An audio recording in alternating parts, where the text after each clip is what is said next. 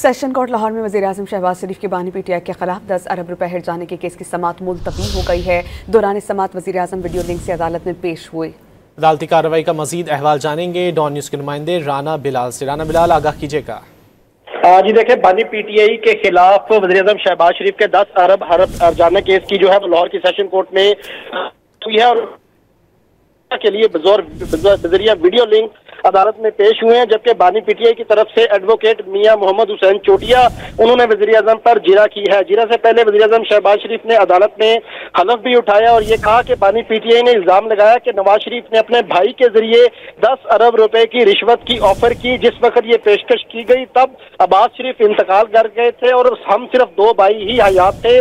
शहबाज शरीफ का यह भी कहना है कि ये दुरुस्त है कि निजी टीवी के प्रोग्राम में एंकर ने नवाज शरीफ और शहबाज शरीफ के किसी रिश्तेदार का नाम नहीं लिया और ना ही जिक्र किया।